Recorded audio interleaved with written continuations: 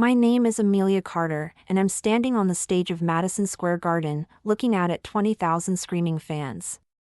The lights are blinding, the energy is electric, and in this moment, I am exactly where I always knew I belonged. But to understand how I got here, I need to take you back to where it all began, a dusty little town in East Texas called Millbrook, population 3,847, where dreams were considered dangerous and conformity was king. I was born into the Carter family on a sweltering July morning in 1995. My father, Robert Carter, owned the only hardware store in town, a business his father had started and his father before him. My mother, Margaret, worked part-time at the local church and spent the rest of her time maintaining what she called proper appearances. They were good people, don't get me wrong, but they lived their lives within very specific boundaries they expected me to respect without question. Our house was a modest two-story colonial on Maple Street, with white picket fences and rose bushes that my mother tended with religious devotion. Everything had its place, everything had its purpose, and everyone had their role. My older brother Jake was destined to take over the hardware store. My younger sister Emma was being groomed to be the perfect wife and mother. And me? Well, I was supposed to fit somewhere in between, following the path of least resistance, but from the moment I could speak, I was singing. Not just humming or casual singing, I mean really singing, with a voice that seemed too big for my small body.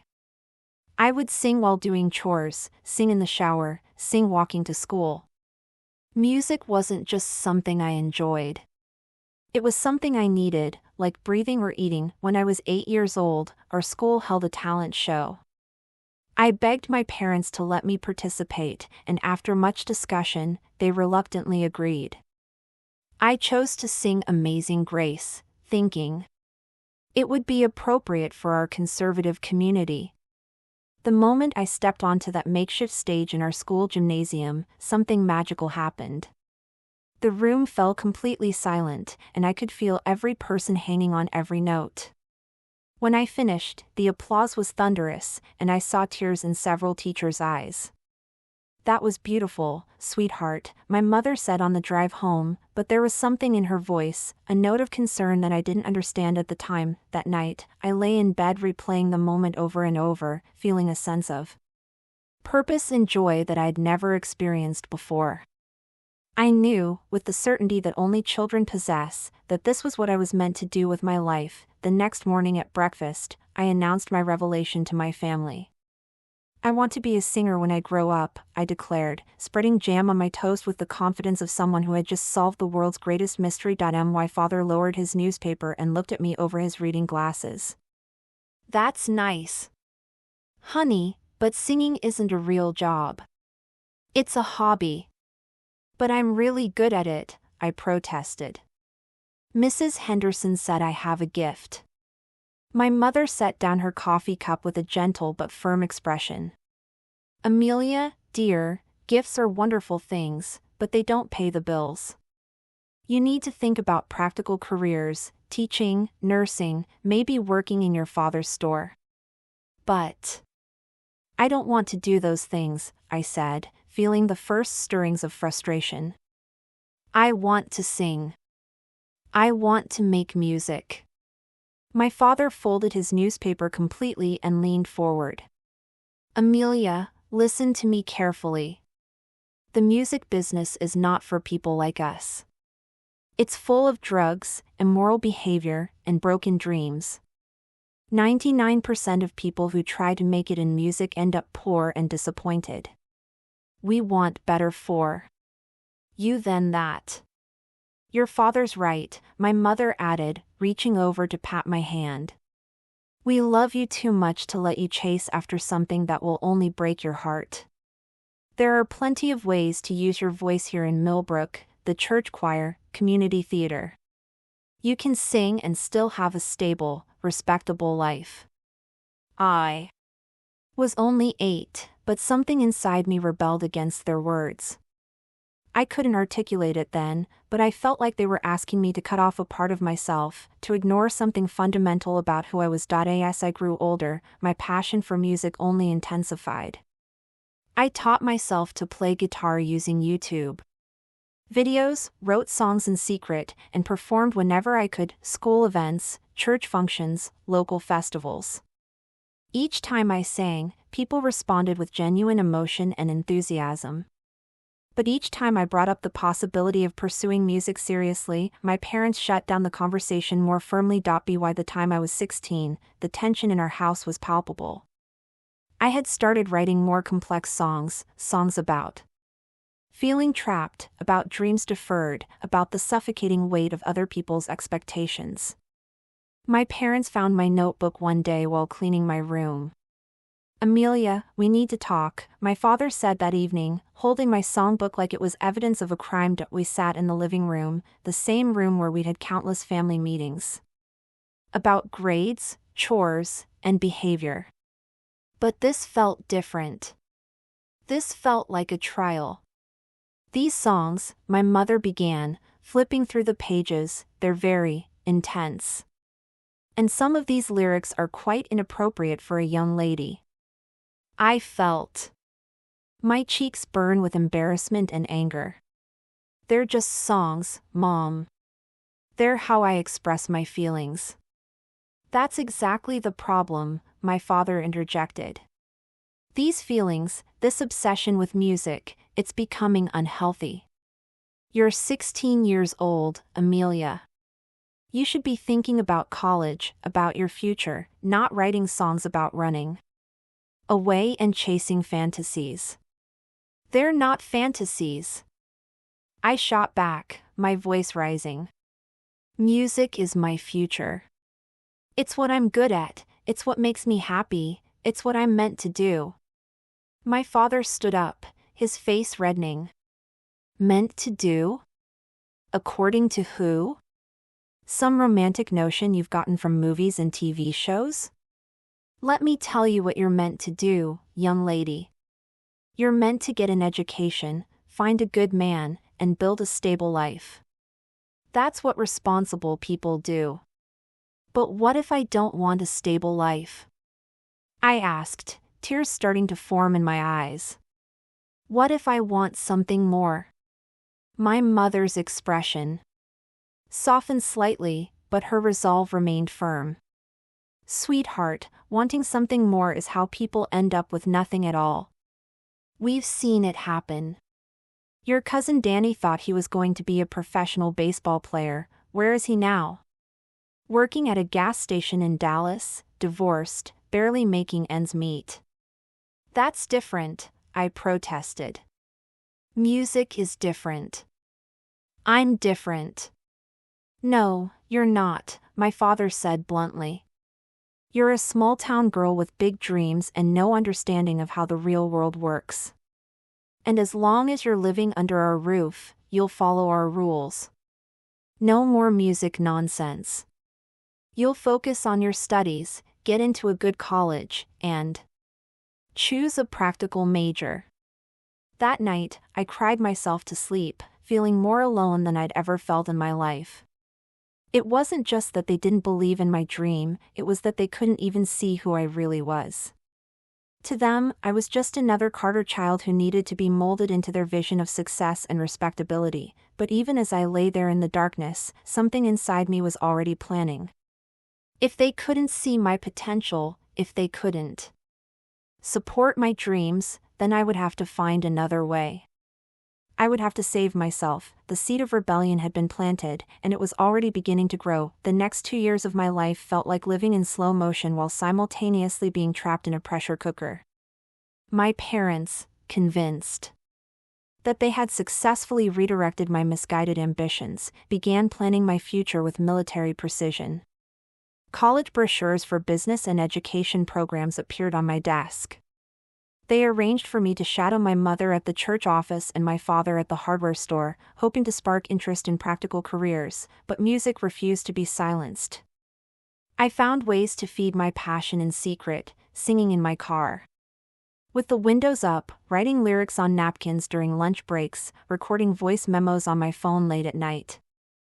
I discovered local open mic nights in the next town over and would sneak out to perform whenever I could, telling my parents I was studying at friends' houses. It was at one of these open mic nights that I met Marcus Rodriguez, a music producer from Austin who was visiting family in the area. After I performed an original song called Caged Bird, he approached me with eyes wide with excitement. "How old are you?" he asked, still processing what he just heard. 18, I lied, though. I was still 17. "Do you have representation? A manager? Anyone working with you professionally?" I laughed bitterly. My parents think music is a waste of time. They want me to study business administration. Marcus shook his head in disbelief. "Kid, I've been in this industry for 15 years, and I'm telling you, you have something special. Something rare. You could really make it." He handed me his business card. "When you're ready to get serious about your music, call me. But don't wait too long. Talent like yours shouldn't be hidden away." I stared at that business card for weeks, carrying it in my wallet like a secret talisman. It represented everything I wanted but couldn't have, everything my parents insisted was impossible. The final confrontation came on a rainy Thursday evening in March, just 2 months before my high school graduation. I had been accepted to Texas State University for business administration, my parents' choice, not mine. The acceptance letter sat on our kitchen table like a contract I was expected to sign with my life. "We're so proud of you, sweetheart," my mother said, beaming as she looked at the letter. "A college degree will open so many doors for you." "Doors to what?" I asked quietly. My father looked up from his dinner. "What do you mean?" "I mean, doors. To what kind of life? Working in an office? Managing other people's businesses? Living the same routine every day until I retire?" "There's nothing wrong with routine," my mother said defensively. "Routine means stability. Stability means security. But what about happiness?" I asked. "What about passion? What about doing something that actually matters to you?" My father set down his fork with a sharp clink. "Amelia, we've been through this. Passion doesn't pay the bills. Passion doesn't provide health insurance or retirement savings. Passion is a luxury that people like us can't afford." "People like us?" I repeated. "What does that mean?" "It means we're not rich," he said bluntly. "We don't have family connections in the entertainment industry. We don't have trust funds to fall back on when dreams don't work out. We have to be practical." I felt something snap inside me. So because we're not rich, I'm not allowed to try? Because we don't have connections, I should just give up before I even start?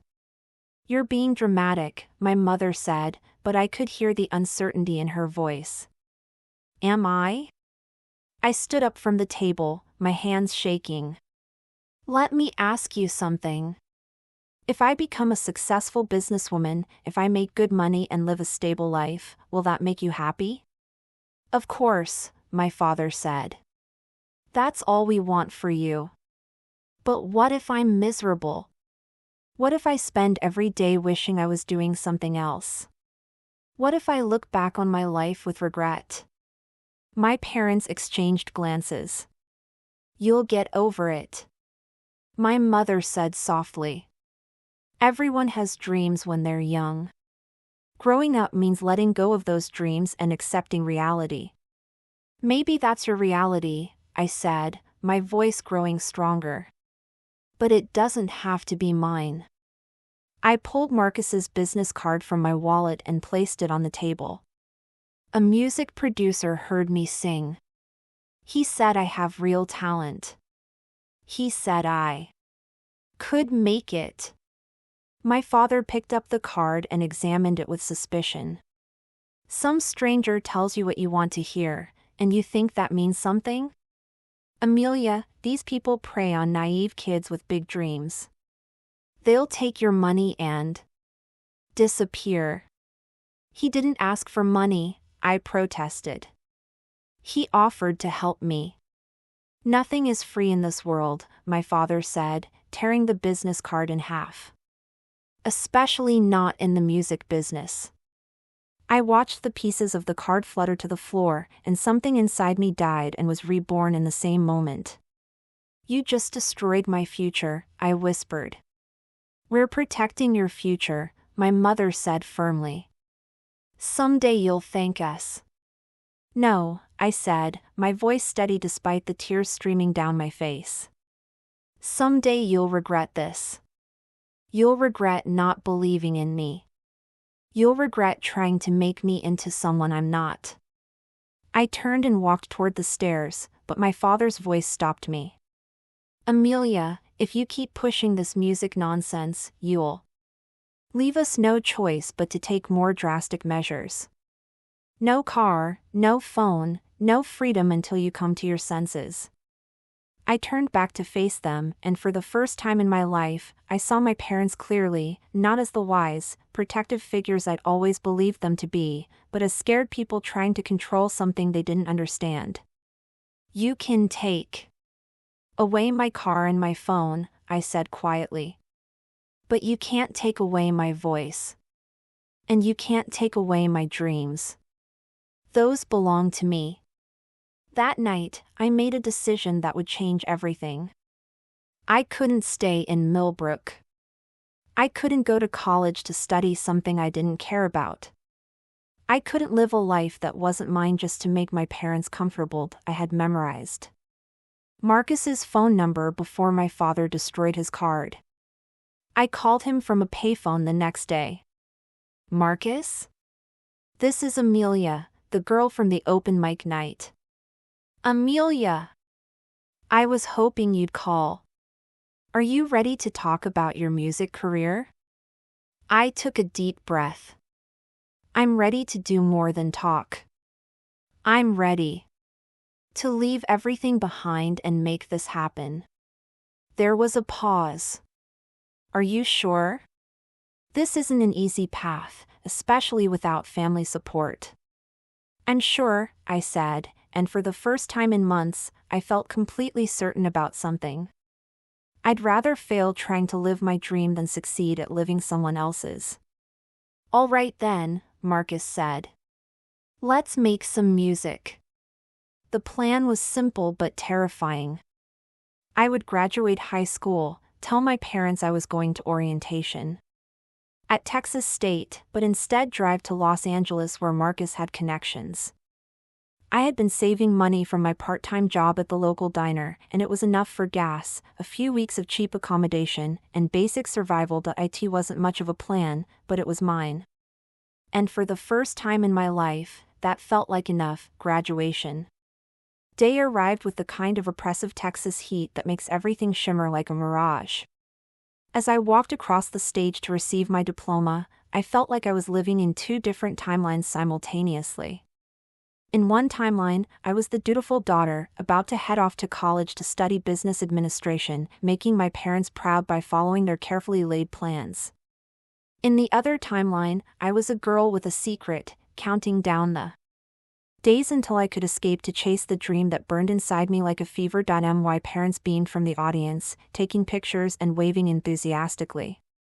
They had no idea that in exactly 1 week, their youngest daughter would disappear into the unknown, leaving behind everything they thought they knew about her future. The week between graduation and my planned departure was the longest of my life. I moved through our house like a ghost, packing my real belongings in secret while pretending to organize for college. I told my parents I was sorting through my things to decide what to take to the dorm, but really I was deciding what I could fit in a single backpack, the only luggage I could carry without arousing suspicion. I kept only the essentials, a few Changes of clothes, my guitar, my notebook of songs, the small amount of cash I'd saved, and a photograph of my family from happier times.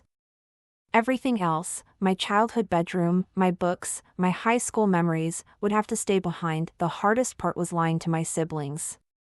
Jake was already working full-time at the hardware store, preparing to take over from our father. Eventually. He seemed genuinely happy with his path, which made me both envious and sad. Emma, now 16, was following in my mother's footsteps, volunteering at church and dating the son of a local banker. They both assumed I would be back for Thanksgiving, full of stories about college life and new friends. "I'm going to miss you so much," Emma said the night before I was supposed to leave for orientation. She was sitting on my bed, watching me pack my fake college supplies. "Promise you'll call me every week?" "I promise I'll stay in touch," I said, which was technically true, though not in the way she imagined. The morning of my departure, my parents insisted on making a big breakfast, pancakes, bacon, fresh orange juice, the works. It was their way of sending me off with love, and it made what I was about to do feel even more like a betrayal. "We're so proud of you, sweetheart," my mother said, tears glistening in her eyes as she hugged me goodbye. "You're going to do wonderful things." "I hope so," I replied, meaning it more than she could possibly know. My father loaded my fake luggage into my car, a beat-up Honda Civic that had been my 16th birthday present. "Drive carefully," he said, pressing a $100 bill into my hand. "For emergencies." I almost broke down right there. Despite everything, despite their inability to understand my dreams, they loved me. They were trying to do what they thought was best for me. But love and understanding aren't always the same thing, and I had to choose between their version of my happiness and my own. "I love you both," I said, and I meant it completely. "We love you too," my mother replied. "Call us when you get there safely."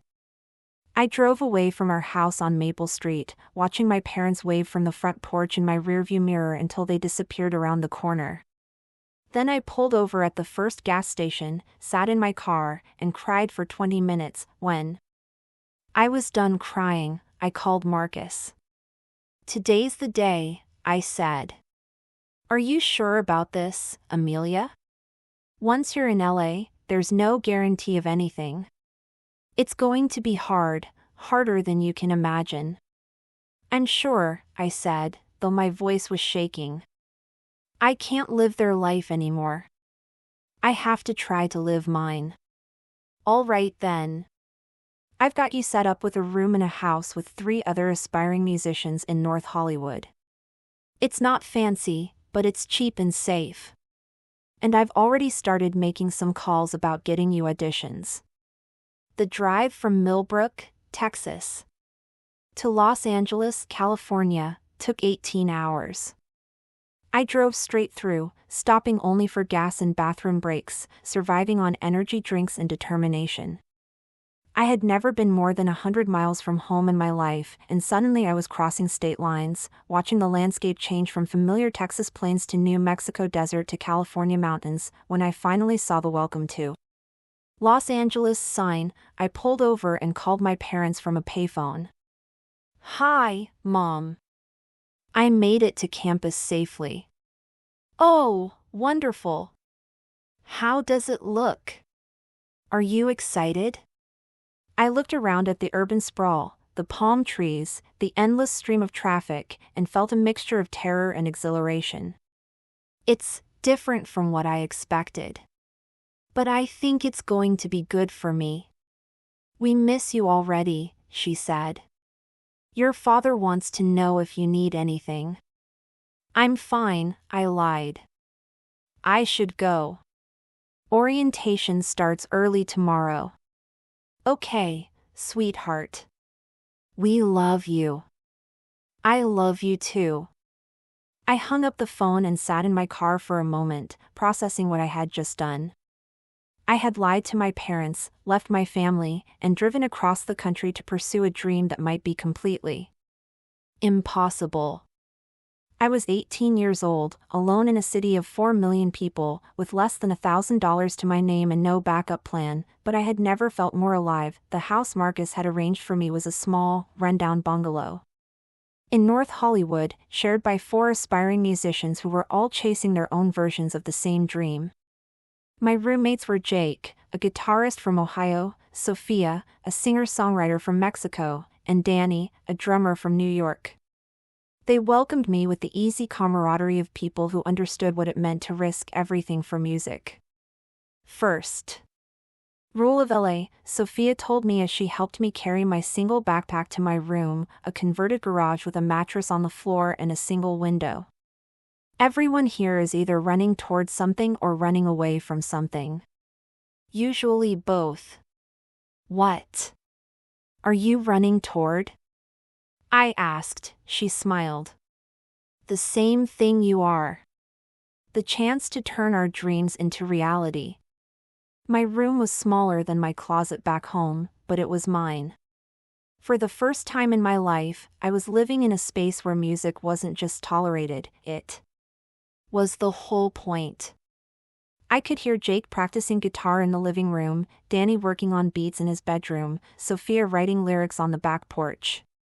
This was what I had been missing, a community of people who understood that music wasn't a hobby or a phase, but a calling. That first night, I lay on my mattress looking up at the ceiling and listening to the sounds of the city, sirens, traffic, music drifting from other apartments. It was nothing like the quiet nights in Millbrook, where the only sounds were crickets and the occasional car passing by. I thought about my parents, probably sitting in their living room watching the evening news, assuming I was safely tucked away in a college dorm, preparing for a sensible future. I thought about my siblings, going about their normal routines, not knowing that their sister had just stepped off the edge of the known world. I felt guilty, but I also felt free. For the first time in my life, I was exactly where I wanted to be, doing exactly what I wanted to do. It was terrifying and exhilarating and completely uncertain, but it was mine. The next morning, I woke up to the sound of Sophia making coffee in the kitchen. Ready for your first day as an LA musician? She asked with a grin. I looked around at my new life, the cramped room, the strangers who were becoming friends, the city full of possibilities and dangers, and smiled back. I've been ready my whole life. 5 years later, I'm standing in the wings of the Grammy Awards, wearing a custom Valentino gown that costs more than my parents' annual income, waiting to perform my hit single Unbroken for an audience of millions. My hands are shaking, not from nerves, but from the surreal nature of this moment. The girl who left Texas with nothing but a backpack and a dream is about to sing on the biggest stage in music. Those 5 years in Los Angeles were the hardest and most transformative of my life. The first year was brutal. I worked 3 jobs to pay rent, slept on a mattress on the floor, and lived on ramen noodles and hope. I auditioned for everything: record labels, talent shows, backup singer positions, even commercial jingles. The rejection was constant and crushing. Not quite what we're looking for. Maybe try country music instead. You're talented, but we already have someone like you. But Marcus kept believing in me, and slowly, things began to change.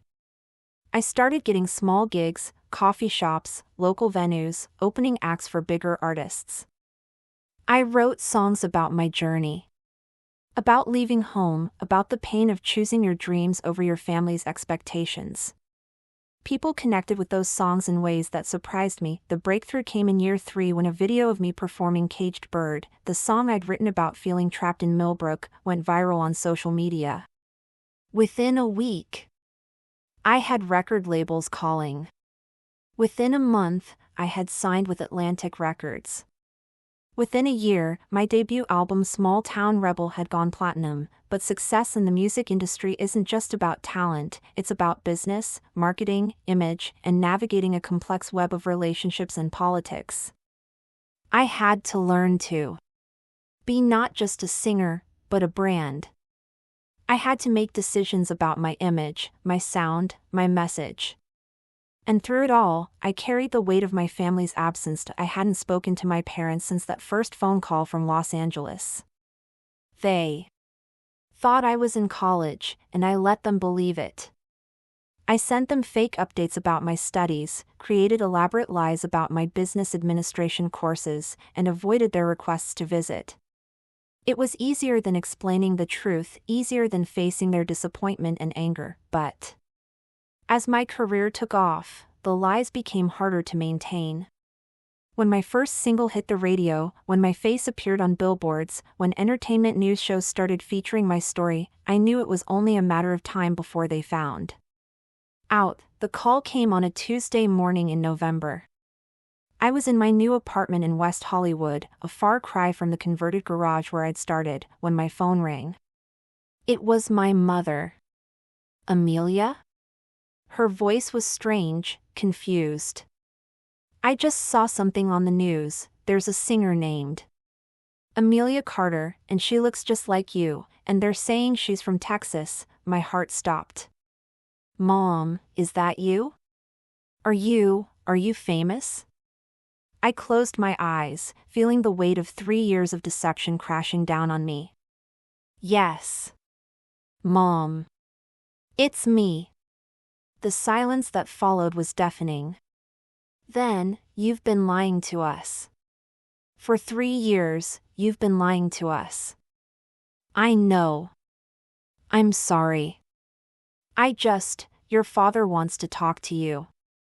I heard the phone being passed, and then my father's voice, tight with anger and confusion. Amelia, what the hell is going on? We thought you were in college. We've been sending you money for tuition. Dad, I can explain. You've been living a completely different life. We saw the news story. They're saying you're worth millions of dollars. They're saying you left home to become a singer. How is any of this possible? I took a deep breath. Because you were wrong. You were wrong about me, wrong about my chances, wrong about what I could achieve. I did exactly what you said was impossible. You lied to us for 3 years. My mother's voice came through the phone. She was listening on another extension. Because I knew you wouldn't support me. Because I knew you'd try to stop me. Because I knew you'd rather have a daughter who was safe and miserable than one who was taking risks to be happy. The conversation that followed was painful and necessary. There were tears, accusations, apologies, and long silences. My parents were hurt by my deception, but they were also struggling to reconcile their image of me with the reality of what I had become. We just wanted to protect you, my mother said finally. We didn't want you to get hurt. I know, I replied. But you can't protect someone from their own life. You can't love someone into being a different person than they are. Over the following months, we slowly rebuilt our relationship. It wasn't easy, there was a lot of hurt and mistrust to work through. But gradually, my parents began to understand that my success wasn't just luck or a fluke. They saw the work I put in, the sacrifices I made, the business acumen I developed. They began to see me not as their rebellious daughter who got lucky, but as a professional who had built something significant. The real turning point came when I invited them to Los Angeles for one of my concerts. They had never seen me perform professionally, had never witnessed the connection I had with my audience. That night, standing in the VIP section of the Staples Center, watching their daughter command a stage in front of 20,000 people, something shifted. After the show, my father found me backstage. His eyes were red, and he looked older than I remembered. I owe you an apology, he said quietly. A big one. Dad, no, let me say this. I was wrong. Not just about your chances of success, but about what success means. I thought I was protecting you from disappointment, but I was really just protecting myself from the fear of watching you fail. I was so focused on what could go wrong that I couldn't see what could go right. My mother nodded, tears streaming down her face. We're so proud of you, sweetheart. Not just because you're successful, but because you had the courage to believe in yourself when we couldn't. Now, standing in the wings of the Grammy stage, I think about that journey, from the girl who was told her dreams were impossible to the woman who is about to perform for the world. My parents are in the audience tonight, beaming with pride. Finally understanding that the life they thought I could never have is exactly the life I was meant to live. As I walk onto the stage, the lights blazing and the audience on their feet, I think about all the young people watching who might be in the same position I was in, torn between their dreams and their family's expectations, wondering if they have the courage to choose themselves.